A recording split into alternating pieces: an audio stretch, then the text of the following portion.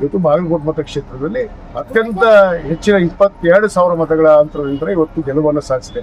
ಯಾಕಂದ್ರೆ 2023ರಲ್ಲಿ ಸನ್ಮಾನ್ಯ HY ಮೇಟಿಯವರು ಕೇವಲ 5,500 ಮತಗಳ ಅಂತರದಿಂದ ಗೆದ್ದಿದ್ರು. ಇವತ್ತು 22,000 ಮತಗಳ ಅಂತರದಿಂದ ಗೆಲ್ಲುವಂತ ಕಾಣುವಂತ ವಿಷಯ ಇವತ್ತೇನೋ ಹಲವಾರು ನಾಯಕರು ಪಕ್ಷದಿಂದ ಉಚ್ಚಾಟವಾದಂತ ಅನೇಕ ನಾಯಕರು ಮತ್ತು ಅವರ ನಾಯಕರು ತಪ್ಪ ಮಾತಾಡೋಗಳು ಮಾತಿನಲ್ಲಿ ನುಡಿಯಲ್ಲಿ ನಡೆಯಲ್ಲಿ ಸರಿಯಾಗಿರ್ಬೇಕು ಅನ್ನೋದಕ್ಕೆ ಇವತ್ತು ಭಾರತೀಯ ಜನತಾ ಪಕ್ಷದವರು ಬಹಳಷ್ಟು ಕಲಿಬೇಕಾಗಿದೆ. ಭಾರತ ದೇಶದ ತತ್ವ ಸಿದ್ಧಾಂತ ಏನು, ಜಾತ್ಯತೀತ ರಾಷ್ಟ್ರ. ಇವತ್ತು ಕರ್ನಾಟಕ ರಾಜ್ಯ ಸರ್ವ ಜನಾಂಗದ ಶಾಂತಿಯ ತೋಟ ಅಂತ ನಾವು ಹೇಳ್ತೀವಿ. ಆ ಸರ್ವ ಜನಾಂಗದ ಶಾಂತಿಯ ತೋಟವನ್ನ ಕದಲಿಸಕ್ಕೆ ಯಾರೇ ಬಂದ್ರು ಕೂಡ ಈ ಒಂದು ಉತ್ತರವನ್ನ ಜನರು ನೀಡ್ತಾರೆ ಅನ್ನೋ ಒಂದು ಮಾತನ್ನು ನಾನು ಭಾರತೀಯ ಜನತಾ ಪಕ್ಷದವರಿಗೆ ಹೇಳಕ್ಕೆ ಇಚ್ಛೆ ಪಡ್ತೀನಿ. ಕೇವಲ ಧರ್ಮದ ಆಧಾರದ ಮೇಲೆ, ಒಂದು ಸಮುದಾಯದ ಆಧಾರದ ಮೇಲೆ ಇವತ್ತೇನು ಅನೇಕ ಉಚ್ಚಾಟಿತ ನಾಯಕರನ್ನು ಕರ್ಕೊಂಡು ಬಂದು ಅದು ಬಾಗಲಕೋಟೆ ಜಿಲ್ಲೆಯಲ್ಲಿ ಇವ್ರ ಪ್ರಭಾವ ಬೀರಿ ಸೋಲಿನ ಭೀತಿಯಿಂದ ಇವತ್ತು ಏನು ನಡೆಸಿದ್ರು ಆ ಚುನಾವಣೆ, ಇವತ್ತು ಜನರು ಅದಕ್ಕೆ ತಕ್ಕ ಉತ್ತರವನ್ನು ನೀಡಿದ್ದಾರೆ. ಇವತ್ತು ನಮ್ಮ ಗೆಲುವನ್ನು ತಂದುಕೊಟ್ಟಂತ ಬಾಗಲಕೋಟೆ ಮತಕ್ಷೇತ್ರದ ಸಮಸ್ತ ಎಲ್ಲ ಸಮುದಾಯದ ಮುಖಂಡರಿಗೆ, ಜನರಿಗೆ, ತಾಯಂದರಿಗೆ, ಯುವಕರಿಗೆ ವಿಶೇಷವಾದ ಕೃತಜ್ಞತೆಗಳನ್ನು, ಧನ್ಯವಾದಗಳನ್ನು ನಾನು ಅರ್ಪಿಸಕ್ಕೆ ಬಯಸ್ತೇನೆ. ಯತ್ನಾಳ್ ಬಂದಾಗಿದ್ದ ಬಿಜೆಪಿಗೆ ಹೊಡೆತ ಬಿತ್ತು ಅಂತ ಹೇಳ್ತಾ ಇದ್ದಾರೆ, ಇದಕ್ಕೆ ಏನ್ ಹೇಳ್ತೀರಿ ಸರ್? ಅವ್ರಿಗೆ ಅರ್ಥ ಆಗ್ತಾ ಇಲ್ಲ ಯಾವ ಕಾರಣಕ್ಕೆ ಅವ್ನು ಉಚ್ಚಾಟನೆ ಮಾಡಿದಾರ. ಆ ಉಚ್ಚಾಟನೆ ಮಾಡಿದಂಥದ್ದನ್ನ ಅವ್ರು ಪಕ್ಷದವ್ರು ಸಮರ್ಥನೆ ಮಾಡ್ಕೋಬೇಕಾಗತ್ತೆ. ಅವ್ರ ನಾಯಕರಿಲ್ವಾ? 3 ಜನ ಏನು ಮಾಜಿ ಮುಖ್ಯಮಂತ್ರಿಗಳು ಬಂದು ಹೋದ್ರು, ಏನು ಯಡಿಯೂರಪ್ಪನವ್ರು ಬಂದ್ರು, ಬೊಮ್ಮಾಯಿ ಬಂದ್ರು, ಕುಮಾರಸ್ವಾಮಿ ಬಂದ. ಕುಮಾರಸ್ವಾಮಿ ಅಂತೂ JDS ಇಲ್ಲಿ ಪಕ್ಷದೇ ಇಲ್ಲ ನಮ್ಮ ಜಿಲ್ಲೆಯಲ್ಲಿ. ಎಲ್ಲ ಬಂದ್ರು ಕೂಡ ಏನಾಯ್ತು ಅನ್ನೋದು ಇವತ್ತು ಜನರ ನಿರ್ಧಾರವೇ ಅಂತಿಮ ನಿರ್ಧಾರ.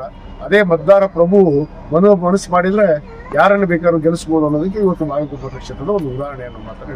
ನೀವು CM ಅವರಿಗೆ ಆಪ್ತ ಶಿಷ್ಯನ ಅಂತೇಳಿ ಒಂದು ಯಾವ ರೀತಿ ವ್ಯಕ್ತಪಡಿಸ್ತೀರಿ? ಈಗ ಅಂದ್ರೆ ಈಗೇನು ಪ್ರಚಾರದ್ದು ನಿಮಗೆ ಹ್ಯಾಂಡ್ ಓವರ್ ಕೊಟ್ಟಿದ್ದರು, ನಿಮ್ಗೆ ಕೊಟ್ಟಂತ ಕ್ಷೇತ್ರಗಳನ್ನ ಅಭೂತಪೂರ್ವವಾಗಿ ನಿಮ್ಮದೇ ಜಾಸ್ತಿ, ನೀವು ಎಲ್ಲೆಲ್ಲಿ ಪ್ರಚಾರಕ್ಕೆ ಕೈಗೊಂಡಿದ್ರಿ ಅಲ್ಲೆಲ್ಲೇ ಜಾಸ್ತಿ ಓಟ್ ಬಂದಿದ್ದು ಅಂತೇಳಿ ಒಂದು ಕೇಳ್ಪಟ್ಟಿವಿ. ಈಗಾಗಲೇ ನಾವು ಏನ್ ನಮಗೆ ಜವಾಬ್ದಾರಿಯನ್ನ ಇವತ್ತು ನಮ್ಮ ಪಕ್ಷ ನೀಡಿದ್ರು, ರಾಮಪುರ ಜಿಲ್ಲಾ ಪಂಚಾಯತಿ ಮತ್ತು ಬೇವೂರು ಜಿಲ್ಲಾ ಪಂಚಾಯತಿ ಯಾವ ವ್ಯಾಪ್ತಿಯಲ್ಲಿ ಏನು ನಮ್ಮ ಸಮುದಾಯದ ಜನರ ಮನವೊಲಿಸಿ ಇವತ್ತು ನಮ್ಮ ನಾಯಕರು ಹೇಳಿದಂತೆ ಇವತ್ತು ಅವರ ಒಂದು ಗೆಲುವಿಗೆ ಇವತ್ತು ನಮ್ಮ ಸಮುದಾಯ ಕೂಡ ಬಹಳಷ್ಟು ಮುಂಚೂಣಿಯಲ್ಲಿ ನಿಂತು ಇವತ್ತು ಕಾರ್ಯವನ್ನು ಮಾಡಿದೆ ಅನ್ನೋ ಮಾತನ್ನು ಹೇಳಕ್ಕೆ ಎಲ್ಲೋ ಹಿಂದುತ್ವದ ಅಲೆ ಎಬ್ಬಿತ್ತು ಅಂತಂದು ಒಂದು ಮಾತು ಬರ್ತದೆ ಸರ್.